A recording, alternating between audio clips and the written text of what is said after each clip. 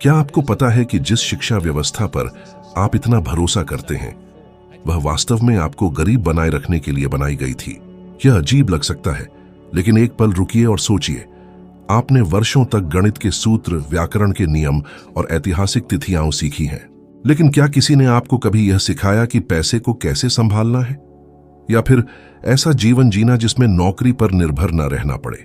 आज की युवा पीढ़ी की सबसे बड़ी गलती यह नहीं है कि वे पैसे कमाना नहीं जानते, बल्कि यह है कि वे कमाए हुए पैसे का क्या करें यह नहीं जानते। जब मैं लगभग 16 वर्ष का था, तब मेरे जैविक पिता, जिन्हें मैं गरीब पिता कहता हूं, ने मुझसे कहा, बेटा खूब पढ़ो, अच्छे अंक लाओ और एक सुरक्षित नौकरी पकड़ लो। तब यह सलाह ठीक लगती थी। वह शिक्षित थे, उनके पास विश्वविद्यालय की डिग्री थी, समाज में सम्मानित थे और उनकी अच्छी तनख्वाह थी।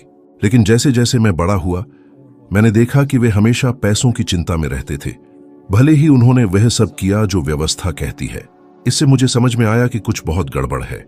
जब एक पढ़ा लिखा मेहनती व्यक्ति हर महीने बिल चुकाने से डरता है तो कहीं कुछ गलत जरूर है। सच्चाई यह है कि उनका मशविरा डर पर आधारित था। असफलता का डर, पीछे छूट जाने का डर और जोखिम लेने का डर। और यही डर आज लाखों युवाओं को जकड़े हुए है। लोग सोचते हैं कि नौकरी की स्थिरता ही सुरक्षा है। आप पढ़ाई पूरी करते हैं, रिज्यूमे भेजते हैं, नौकरी पाते हैं और सोचते हैं कि अब जीवन सेट है।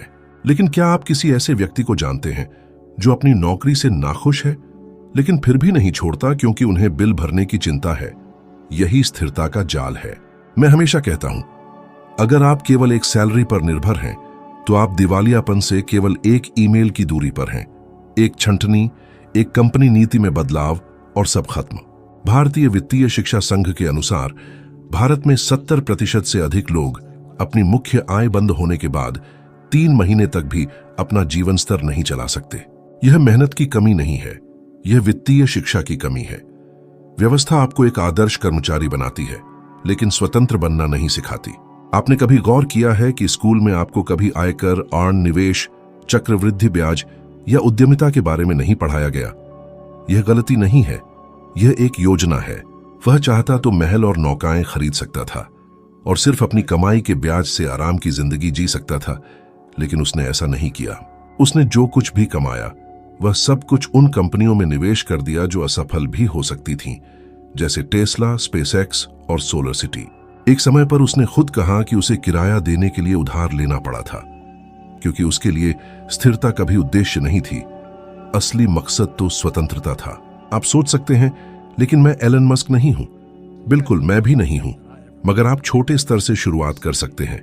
नई स्किल्स सीखकर, समय का सही उपयोग करके आप अपनी सैलरी का थोड़ा हिस्सा भविष्य में रिटर्न देने वाली चीजों में लगा सकते हैं और अपनी सोच को पैसे के लिए काम से पैसे को अपने लिए काम कराना में बदल सकते हैं। मैंने भी ऐसे ही शुरुआत की थी।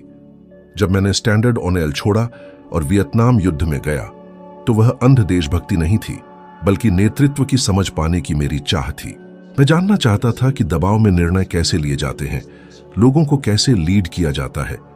फिर मैंने जेरोक्स में काम किया ताकि बिक्री करना सीख सकूं, क्योंकि जो बेचना जानता है वह भूखा नहीं मरता। हर कदम रणनीतिक था। मुझे तनख्वाह नहीं चाहिए थी, मुझे वह ज्ञान चाहिए था जो मुझे आजाद करे। और क्या मुझे आजादी दी? ऐसे एसेट्स जो मेरी नींद में भी कमाते हैं, ऐसे बिजनेस जो बिना मेरी मौजूदगी के भी चलते हैं। अगर आप युवा हैं तो आपके पास सबसे ताकतवर चीज है समय। अगर कोई 18 वर्ष का युवक हर महीने लगभग 300 रुपए निवेश करता है, तो वह 50 की उम्र से पहले ही करोड़पति बन सकता है, सिर्फ चक्रवृद्धि ब्याज के जरिए। लेकिन अगर वही निवेश की शुरुआत 35 वर्ष की उम्र में करता है, तो उसे लगभग 900 रुपए हर महीने लगाने होंगे, यानी 3 गुना से ज्यादा। यह सिर्फ गणित है, कोई कल्पना नहीं, यह विज्ञान है। तो मैं आपसे पूछता हूं, क्या आप स्थिरता की तलाश जारी रखेंगे या आजादी को चुनेंगे?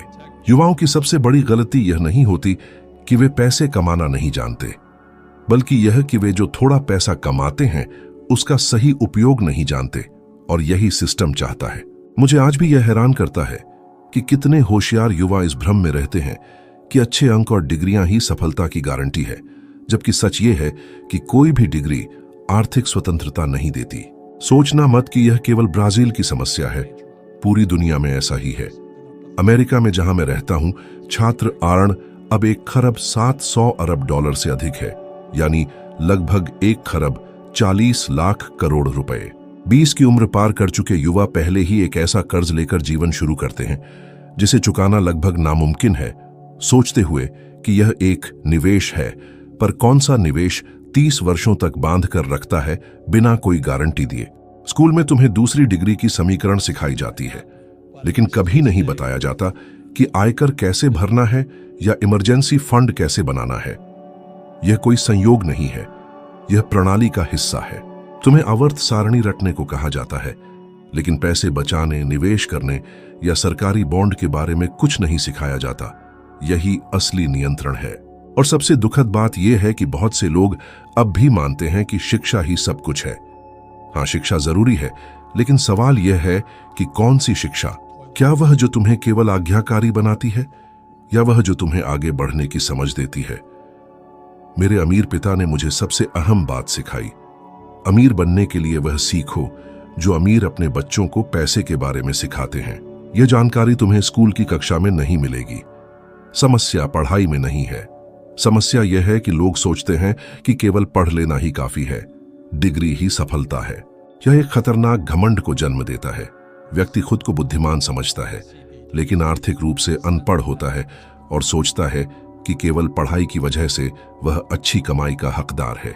जब असल जिंदगी वैसी नहीं निकलती जैसी उसने सोची थी, तब आती है निराशा, गुस्सा और अक्सर हार मान लेना भी।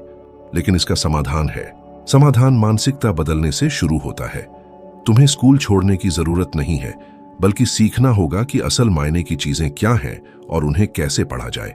21वीं सदी में असली ज्ञान है पैसे को समझना, निवेशों की जानकारी, संपत्ति और दायित्वों की समझ, नकदी प्रवाह, बिक्री, नेतृत्व और बातचीत की कला। व्यावहारिक उदाहरण चाहिए? सप्ताह में केवल 1 घंटा निकालो और वित्तीय शिक्षा पढ़ो। बस 1 घंटा। एक और वेब सीरीज की जगह चक्रवृद्धि ब्याज पर ध्यान दो। सोशल मीडिया पर समय बर्बाद करने के बजाय वीडियो देखो कि बजट कैसे बनाया जाता है। हर महीने पैसे पर एक किताब पढ़ो और देखो कि तुम्हारी सोच कितनी बदलती है। एक चुनौती लो, अगली 30 दिनों तक हर खर्च लिखो, चाहे वह चाय हो या टैक्सी। महीने के अंत में समीक्षा करो और देखो तुम्हारा पैसा कहां जा रहा है। यही जागरूकता बड़ा बदलाव लाती है। जब तक तुम अपनी आमदनी और खर्च को नहीं संभालते, तुम व्यवस्था के गुलाम हो, और कोई भी गुलाम अमीर नहीं बनता। वॉरेन बफेट ने कहा था, सबसे अच्छा निवेश अपने आप में करो। मैं बिल्कुल स्पष्ट शब्दों में कहता हूं, यह एक मानसिक जाल है जो लाखों लोगों को लगातार अभाव और तनाव के चक्र में फंसाए रखता है। समस्या यह नहीं है कि आप कितना कमाते हैं, बल्कि यह है कि आप अपने पास पहले से जो धन है उसका कैसे प्रबंधन करते हैं। अगर आप 100 ब्राजीली रियाल यानी लगभग 1500 रुपए को नहीं संभाल सकते, तो आप 10,000 रियाल लगभग 1,50,000 रुपए को भी नहीं संभाल पाएंगे। अगर आपकी जेब में केवल 1 रियाल हो और आप नहीं समझते कि संपत्ति क्या होती है, तो 1 मिलियन रियाल यानी 1.5 करोड़ रुपए होने पर भी नहीं समझ पाएंगे। मैंने बार बार देखा है कि जैसे ही लोग अधिक कमाने लगते हैं, वे तुरंत अपनी जीवन शैली बढ़ा देते हैं। कार बदलते हैं, बड़ा घर लेते हैं, महंगी यात्राएं करते हैं। ये सब वे दूसरों को दिखाने के लिए करते हैं, खुद के लिए नहीं। यह साबित करने के लिए कि अब वे सफल हो गए हैं। असल में उन्होंने सिर्फ अपने खर्चों को बढ़ा लिया है और वित्तीय स्वतंत्रता उनसे और भी दूर हो जाती है। क्या आप किसी ऐसे व्यक्ति को जानते हैं जो ऊपर से अच्छा दिखता है, लेकिन अंदर ही अंदर तनाव, चिंता और नींद की कमी से जूझ रहा है? आज के युवा काम कर रहे हैं, पैसे कमा रहे हैं, कई बार महीने के 35,000 रुपए, फिर भी आर्थिक रूप से टूटे हुए हैं, क्योंकि वे सब कुछ खर्च कर देते हैं, और वो भी ऐसी चीजों पर जो जेब से पैसा निकालती है, न कि उसमें जोड़ती है। सबसे विडंबनापूर्ण बात यह है कि जितना अधिक आप पर्याप्त पैसा होने का इंतजार करते हैं, उतना ही मुश्किल होता जाता है निवेश शुरू करना, क्योंकि आप आराम की आदत डाल लेते हैं, और आराम ही विकास का सबसे बड़ा दुश्मन होता है। मैं हमेशा कहता हूं, पैसे को आपके लिए काम करना चाहिए, लेकिन इसके लिए पहले यह समझना जरूरी है कि पैसा कमाना और संपत्ति बनाना अलग बातें हैं। पैसा कमाना आसान है, लाखों लोग हर दिन करते हैं, लेकिन संपत्ति बनाना अनुशासन, दूरदृष्टि और छोटे स्तर से शुरू करने की मांग करता है। जब मेरी नायलॉन वॉलेट कंपनी बंद हो गई थी, तो मैंने जो थोड़ा बहुत बचाया था, उससे संपत्तियां खरीदनी शुरू की। वे जो समय के साथ आय देती हैं। क्या आप जानते हैं सबसे बड़ी विडंबना क्या है? जब संपत्ति बढ़ती है तभी लोग बिना अपराध बोध और डर के विलासिता का आनंद ले सकते हैं। यह कोई सिद्धांत नहीं है बल्कि व्यावहारिक बात है।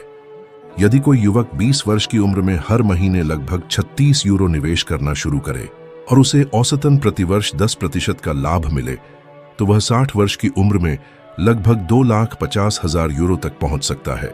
यह केवल अनुशासन और समय के बल पर संभव है, परंतु वास्तव में कितने युवा ऐसा करते हैं?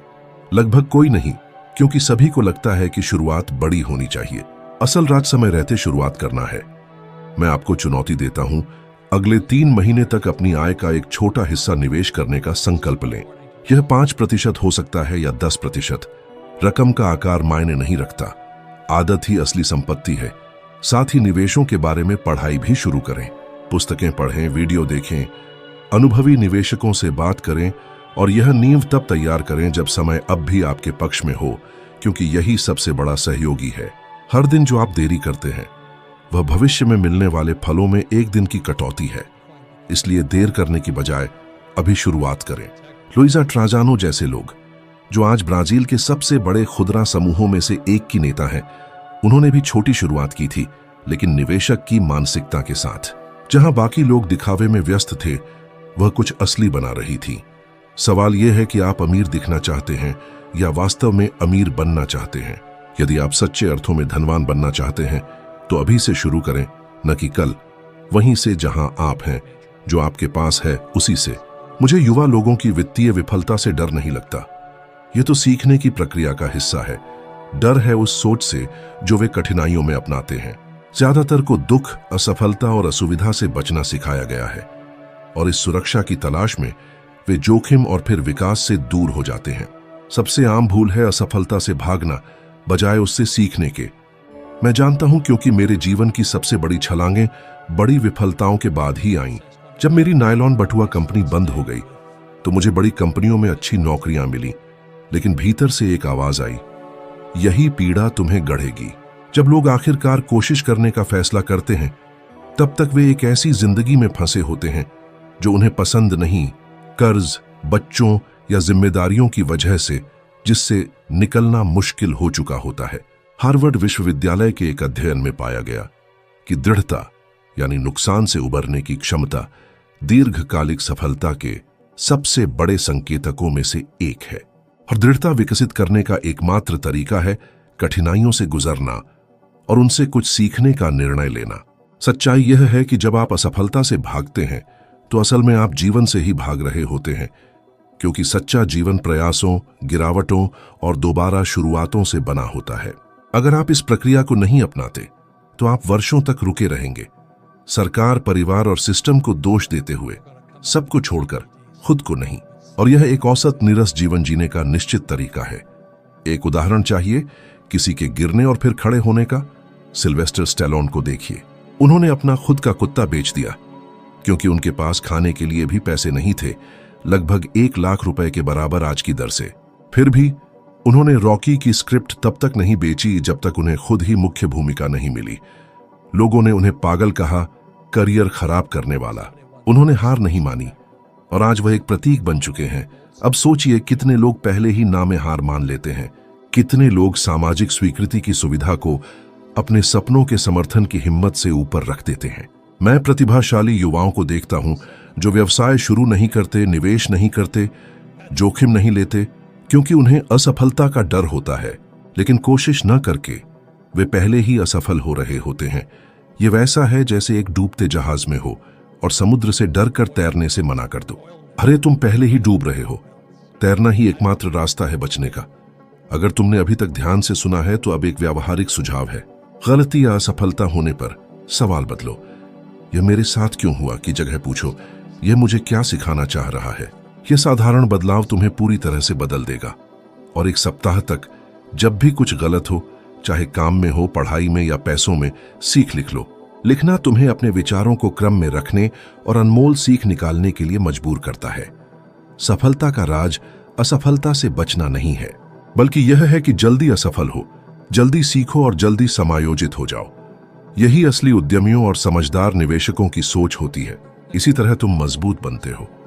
और मैं यह पूरी निश्चितता से कह सकता हूं, मेरी जिंदगी की सबसे बड़ी असफलताएं ही मेरे सबसे बड़े उपहार बन गईं, क्योंकि उन्होंने मुझे वो सिखाया जो कोई स्कूल, कोई डिग्री या कोई कोर्स नहीं सिखा सकता था। जब सब कुछ गलत हो तब मैं कौन हूं, यही वह क्षण होता है जब तुम खुद को बनाते हो। इसीलिए असफलता से मत भागो, सचेत रूप से उसकी ओर जाओ, क्योंकि अराजकता में ही स्पष्टता मिलती है। जब सब कुछ टूट जाता है तब तुम कुछ नया, सच्चा और अपना निर्माण कर सकते हो। तुम्हारी सबसे बड़ी ताकत तुम्हारी विफलताओं का सामना करने की इच्छा में है।